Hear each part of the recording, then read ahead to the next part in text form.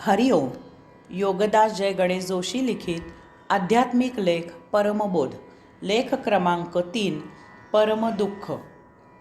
सुखदुःख परमात्म्याचे विमान आहे. पाप पुण्य परमात्म्याचे विमान आहे. यश अपयश परमात्म्याचे विमान आहे. कृती अकृती परमात्म्याचे विमान आहे. द्वैताच्या अतीत उड्डाण करा. अद्वैताच्या प्रदेशी निवास करा. तेथे कैवल्याचे प्रांगण आहे. तेथे योगेश्वर वाट पाहत आहे. आपण मूलतः जन्मतः सदा आनंदी असणारे आहोत. आपण नुसतेच आनंदी असणारे नसून आपण आनंद आहोत. आनंद हेच आपले अस्तित्व आहे.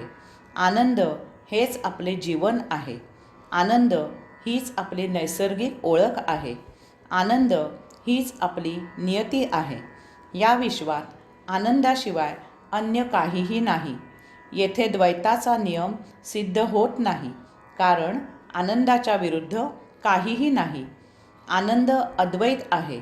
आनंद परम आहे. आनंद वैश्विक आहे. विश्वाच्या प्रत्येक कृतीत फक्त आनंदच आहे आणि म्हणून त्यामधून फक्त आनंदच निर्माण होत असतो. फक्त आनंदच झिरपत असतो. आनंदच व्यक्त होत असतो. इतके असे असूनही आपण तर सदा दुःखी आणि दुःखीच असतो. हे दुःख इतके तीव्र, सखोल आणि दीर्घ असते की ते आपली जन्मभर सोबत करते. त्यामुळे आपल्यालाच शंका यावी की या जगात दुःखच परम आहे की काय? येथे जर आनंदाशिवाय अन्य काहीही नाही, जर आनंदाच्या विरुद्ध काहीही नाही, जर आनंद अद्वैत आहे, तर मग आपल्याला जे सदा दुःख होत असते ते येते कोठून? त्यातून दुःख आले तरी आपण दुःखी कसे होतो? आपल्याला दुःखी कोण करते? आपल्या आनंदावर दुःखाचे पांघरूण कोण ओढते आणि ते झाकून ठेवते? हे प्रश्न तर अगदी स्वाभाविक आहेत. या प्रश्नांचे उत्तर महाधक्कादायक आहे. ते समजावून घेण्यासारखे आहे. हे उत्तर जर आपल्याला आकलन झाले, आपल्या अंतःकरणात भिनले, तर आपण आनंद या आपल्या मूलभूत स्वभावात सदा स्थिर राहू. आपल्या आयुष्यामधून दुःख कायम करता नष्ट होईल. आपण सदानंदी, कैवल्यानंदी, परमानंदी राहू. परमदुःख ही आपली हौस आहे. परमदुःख हा आपला छंद आहे. परमदुःख ही आपली विकृती आहे. आपला आनंद कोणीही हिरावून घेत नाही. आपल्याला कोणीही दुःखी करत नाही. आपल्या आनंदावर कोणीही दुःखाचे पांघरूण घालत नाही.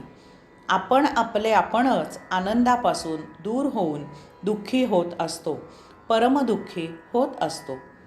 परम आनंद हा जीवनानंद आहे. तो आत्मानंद आहे. त्यामुळे जीवात्मा आनंदी होतो. परम आनंद हा पूर्णपणे आध्यात्मिक आहे. यामुळे त्याचा भौतिकाशी काहीही संबंध नाही आणि त्यामुळे त्याचा देह, इंद्रिये, मन यांच्याशीही काही संबंध नाही. परम आनंदात देहाला, इंद्रियांना, मनाला काहीही संवेदना होत नाही, कारण आनंद हा देह, इंद्रिये, मन यांचा स्वभाव नाही. आनंद घ्यायची त्यांची क्षमता नाही. ती यंत्रणा त्यांच्यात अस्तित्वातच नाही. ती मूलतः स्वभावतः भौतिक भोगप्रवृत्त असतात. गतसंचित उपभोगून संपविण्यासाठीच जीवात्म्याकडून त्यांची निर्मिती झालेली असते. त्यात भर म्हणून त्यांना भौतिकाचे महाआकर्षण असते, लज्जत असते. त्यामुळे त्यांचा स्वभाव उपभोग घेऊन सौख्य अनुभवणे यासाठी तयार होतो. अर्थातच यामुळे त्यांना सुखदुःख उपभोगावे लागते, कारण सौख्य अद्वैत नाही, ते कायम करता दुःखाशी जोडलेले आहे. जीवात्मा, देह, इंद्रिये, मन यांना एकाच वैश्विक कृतीमधून जे होते ते मोठे पाहण्यासारखे आहे. उदाहरणार्थ, सूर्योदय झाला की त्याच्या देखाव्याचे बुद्धी विश्लेषण करते. त्यायोगे जीवात्म्याला परम आनंद होतो. देह, इंद्रिये, मन यांना त्यामुळे हे असे काहीही होत नाही. जीवात्मा कर्मेंद्रियांना आनंदाच्या संवेदना देतो आणि यामुळे चित्र काढले जाते किंवा कविता केली जाते किंवा नृत्य केले जाते किंवा याचा साक्षी राहून मुक्त आस्वाद घेतला जातो. सृष्टी सौंदर्याचा हा पूर्णपणे आध्यात्मिक साक्षीत्वाने झालेला आनंदमय आस्वाद आहे. परंतु याच वेळी जर देह, इंद्रिये, मन यांनाही संवेदना निर्माण झाल्या तर जीवात्म्याचा आनंद झाकला जातो आणि देह, इंद्रिये, मन यांच्या संवेदना वर उफाळून येतात. उदाहरणार्थ, जर थंडीचे दिवस असतील तर सूर्योदयामुळे देह, इंद्रिये, मन यांना त्या उभेमुळे छान वाटते, सौख्य वाटते आणि सूर्य दूर गेला की ती ऊब मिळेनाशी झाली की दुःख होते. किंवा जर उन्हाळ्याचे दिवस असतील तर सूर्याच्या उष्णतेमुळे देह, इंद्रिये, मन यांना दाह होतो आणि त्यामुळे ती दुःखी होतात आणि सूर्य दूर जाऊ लागला की ती सुखावतात. सृष्टी सौंदर्याचा घेतलेला हा पूर्णपणे भौतिक उपभोग आहे. परम आनंदावर पांघरून घालून परमदुःखात नेऊन कोसळणारी काही उदाहरणे पाहण्यासारखी आहेत. एखादा गरीब बिचारा पोटासाठी चोरी करतो, लबाड वागतो, हे आपण मानवतेच्या दृष्टिकोनातून काही अंशी समजू शकतो. परंतु अतिवैभव संपन्न, धनदांडगे, श्रीमंत घरातील मुले चोऱ्या करतात, लबाड वागतात, अयोगिक कृत्य करतात तेव्हा आपण स्तिमित होतो. वास्तवात ती मोठ्या मजेत, चैनीत जीवन जगत असतात, आनंदात असतात. कोठेही काही मर्यादित सुख आणि त्यामुळे दुःख अशी परिस्थिती नसते. परंतु तरीही अवदसा सुचते आणि ही मुले नको तसे वागतात. यामुळे ही मुले परमदुःखी होतात. धनाढ्य, व्यापारी, कामधंदा करणारे अति पैशांच्या हव्यासाला बळी होऊन दुय्यम, नकली, चोरीचा माल विकतात. खोटे हिशेब तयार करून कर चुकवतात. यामुळे अशांचे परम आनंदी जीवन कायम करता परम दुःखमय होते. ते कधीही मोकळेपणाने या अशा वैभवाचा आस्वाद घेऊ शकत नाहीत. मध्यम वर्गातील शिकलेले, चांगले संस्कार झालेले कसे छान संसार करत असतात. जे आहे त्यात कुटुंबासह कसे मजेत राहत असतात. परंतु यांना अवदसा आठवते आणि काहीही कारण नसताना असे वाकड्या मार्गाला प्रवास करतात. असे लोक व्यसनी होतात, नोकरीवर लाच घेतात, खोटी कागदपत्रे करून चोरी करतात आणि स्वतःला परमदुःखात लोटून देतात. परम आनंदामधून परमदुःखात कडेलोट होण्यासाठी भौतिक जीवन प्रणाली आपल्याला भाग पाडते. आपण भौतिक वस्तू जगताच्या भोगापवर्गतेत पूर्णपणे रुतून जातो. भौतिकात सुख मिळते, परंतु ते कधीही तृप्ती देत नाही. भौतिकाचे सुख नेहमी आणखीचा नारा करत असते. जे जसे जीवन आपल्याला प्राप्त झाले आहे त्यात आपण कधीही समाधानाने जगू इच्छित नाही. लहान मुलाला दुसरा मुलगा जे खेळणे खेळत असतो तेच खेळणे हवे असते. तसेच आपले आहे. आपल्या आजूबाजूला जे काही आपल्याला दिसते ते आपल्याला हवे असते. असे वस्तू जगत आपल्याला गरजेचे आहे का? ते वापरायची आपली परिस्थिती आहे का? इत्यादी कसलाही पोच आपल्याला राहत नाही. यामुळे कितीही मिळाले तरी ते अपुरेच वाटते.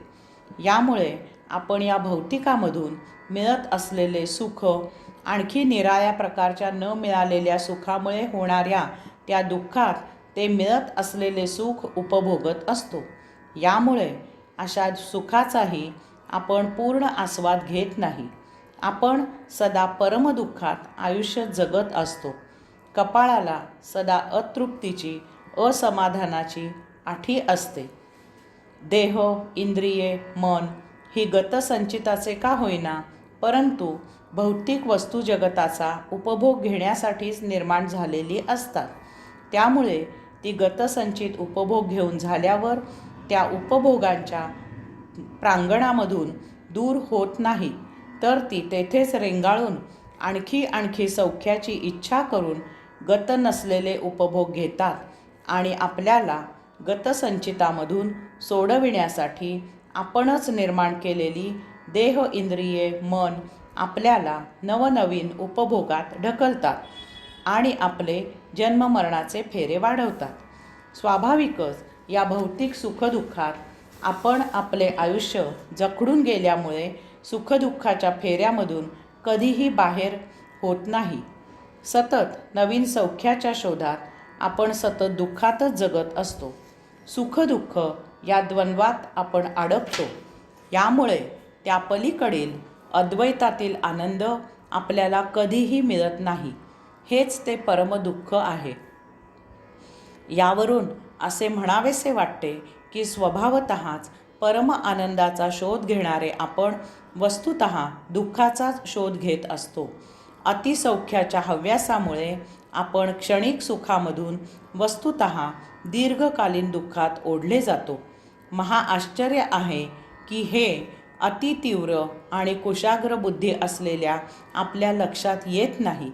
त्यातून लक्षात आले तरी विवेक, संयम, तारतम्य हा केवळ मानवी गुण असलेले आपण हे विवेक, संयम, तारतम्य गुंडाळून ठेवतो आणि अंतिम दुःख हा परिणाम असलेले क्षणिक सुख कवटाळतो.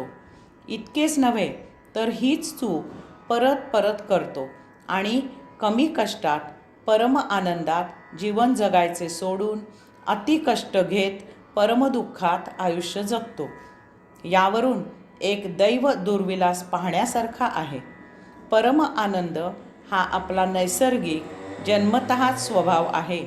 याचा अर्थ आपण आपल्या नैसर्गिक वर्तणुकीमधून सदा परम आनंदच निर्माण करत असतो. परंतु ज्या अर्थी आपण सदा परमदुःखी आहोत, त्या अर्थी आपण आपल्या अनैसर्गिक कृतीमधून सदा परमदुःख निर्माण करत असतो. यामुळे अजून एक गोष्ट अधोरेखित होते की आपण नेहमी दुःखाबद्दल भरभरून व्यक्त होत असतो. जणू काही दुःख ही आपली स्वनिर्मिती आहे आणि यामुळे त्याबद्दल आपल्याला फार जिव्हाळा आहे. आनंद नैसर्गिक आहे, त्यात आपले फारसे कौशल्य किंवा कर्तृत्व नाही. यामुळे आनंदाबद्दल आपण फार कमी आणि फार थोडा अवधी व्यक्त होतो. परंतु नीट निरीक्षण करा आणि आपणच ठरवा की आपण दुःखाबद्दल कसे हळवे होऊन त्याबद्दल रंगवून भडाभडा व्यक्त होत असतो. आपण आपल्या आजाराचे कौतुक करत असतो. समोर येईल त्याला त्याचे रसभरीत वर्णन ऐकवतो. इस्पितळात दाखल झालो तर प्रत्येकाने आपल्याला इस्पितळात भेटायला यावे अशी अपेक्षा करतो. तेथे ग्लुकोज बिस्किटे आणि मोसंब्यांचा ढीग जमतो. आजारपणाला किती खर्च आला त्याचा आकडा फुगवून सांगत असतो. कोणी आजारी झाला की आपणही तेथे गर्दी करतो. त्या रुग्णाची सेवा न करता त्याच्या आजाराबद्दल फालतू गप्पांचा फड जमवतो. हीच गोष्ट आपल्या किंवा इतरांच्या कौटुंबिक कलह, संकटे याबद्दल व्यक्त करत असतो. याचप्रमाणे बाह्य जगतात युद्ध, दंगल, जाळपोळ, विध्वंस, आतंकवाद, बलात्कार, चोऱ्या, दरोडे, कोर्ट कचेऱ्या, अपघात, भूकंप, सुनामी, वादळ इत्यादी दुःख देणाऱ्या घटनांबद्दल सुरू असते. या अशा बातम्यांवर आपण सार्वजनिक खल, चर्चा, सूचना करत असतो. आपली ही अशी मानसिकता ओळखून या अशा बातम्या वार्तांकन करणारे भरपूर देत असतात. वर्तमानपत्रात परत परत छापत असतात आणि दूरदर्शनवर सतत दाखवत असतात. यामुळे आपल्याला झालेला आनंद हा फार कमी अवधी टिकतो आणि त्या मानाने आपल्याला झालेले दुःख फार दीर्घ कालावधी टिकते. त्याचे उमाळे सारखे येत असतात. स्मृतीमध्ये आनंद सखोल जातो आणि तो प्रसंगी आठवून व्यक्त करावा लागतो आणि तोही फार कमी कालावधी आपण व्यक्त करतो. त्या मानाने दुःख सदा स्मृतीवर ताजे राहते आणि क्षणार्धात सर्व आठवून आपण दुःखाबद्दल व्यक्त होतो आणि तेही भरपूर वेळ देऊन. हेच ते परमदुःख आहे. या दुःखाची छाया आपल्यावर इतकी गहन असते की आपण प्रेमातही दुःखाच्या छटेचा अनेक वेळा वापर करतो. लहान अजाण बालकांना खेळवताना घाबरवायचे, वर उंच उंच उडवून झेलायचे, खेळात हरवायचे. पत्नीला भीती दाखवायची, पती चिडेल असे करायचे. चार जणात किंवा कुटुंबियांसमवेत साधे पत्ते खेळताना पती पत्नी एकमेकांना सहाय्य न करता कोंडीत कसे पकडता येईल याचाच विचार करत असतात. एखाद्याचे मायेने सर्व काही छान करायचे, परंतु ते करताना उणीधुणी काढून कुचकट घालून पाडून बोलायचे. कोणी पाहुणी आली तर तिला छान गोडाचा शिरा देऊन पाहुणचार करताना म्हणायचे, तुझ्या आईसारखेच तुझेही दात पुढे आहेत नाही. क्रोधामध्ये तर दुःखाचा डोंगर रचला जातो. सक्तीने सेवा करवून घेतली जाते. पाया पडून नाक घासून 1000 वेळा क्षमा मागायला लावली जाते. शिव्या दिल्या जातात. नातेवाईकांचा उद्धार केला जातो. मानसिक आणि शारीरिक यातना दिल्या जातात. मारझोड केली जाते. कोऱ्या कागदावर सही घेतली जाते. घरामधून घालवून दिले जाते. हेच ते परमदुःख आहे.